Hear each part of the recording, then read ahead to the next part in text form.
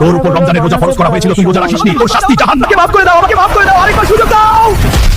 কি ব্যাপার রাসেল, তুই রমজান মাসে সিগারেট খাচ্ছিস, তুই রোজা রাখিসনি? আরে ধর, কিসের রোজা রাখবো, এখনো অনেক বয়স আছে, তখন রাখবো। ভাই রাসেল, তোর মা তো অনেক পরহেজগার, আর তোর উপর রোজা ফরজ হয়েছে। আরে ধর, জ্ঞান দিতে আসিস না তো, তোদের এখানে থাকবো না, চলে গেলাম। ধুর, কেন যে রমজান মাস আসলো, সবাই খালি রোজা রাখতে বলে, এসব শুনতে বিরক্ত লাগে একদম। মা, ও মা, কোথায় তুমি?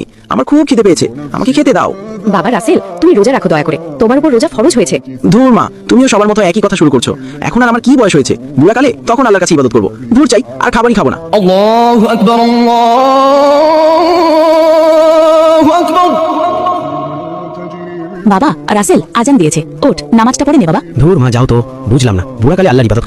হে আল্লাহ, তুমি আমার সন্তানকে হেদায়েত দান করো, ওকে সঠিক পথ দেখাও, ও যেন 5 ওয়াক্ত নামাজ ও রোজা রাখে, আমিন। গার্লফ্রেন্ডকে একটা ফোন দি। হ্যালো জান, কোথায় তুমি? কতদিন তোমাকে দেখি না, আমি তোমার সাথে দেখা করতে চাই। হ্যাঁ বেবি, আমি তোমার সাথে দেখা করব, তাহলে কালকে দুজনে আমাদের পার্কে দেখা হবে। রাত 3টে বেজে গেছে, মোবাইলটা রেখে এবার ঘুমিয়ে যাই।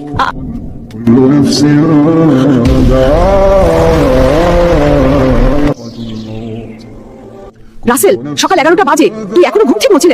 আমার ছেলে কি হয়ে গেল? বাবা রাসেল, ওঠ, কথা বল। ও রাসেল, আমার সোনা, চোখ খোল বাবা। একটি দুঃসংবাদ, হাওলাদার বাড়ির মোহাম্মদ রাসেল রাত 3টার সময় ইন্তেকাল করিয়াছে। ইন্না লিল্লাহি ওয়া ইন্না ইলাইহি রাজিউন।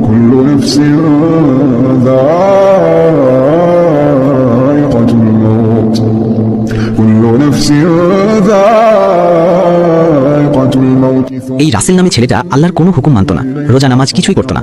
আল্লাহ জানে কবরে এখন কি হবে। তোর উপর রমজানের রোজা ফরজ করা হয়েছিল, তুই রোজা রাখিসনি, তোর শাস্তি জাহান্নাম। আমাকে মাফ করে দাও, মাফ করে দাও, আরেকবার সুযোগ দাও। আমি কি স্বপ্ন দেখলাম মা? কোথায় তুমি? মা, আমি অনেক খারাপ স্বপ্ন দেখেছি, আজ থেকে আমি 5 ওয়াক্ত নামাজ পড়বো।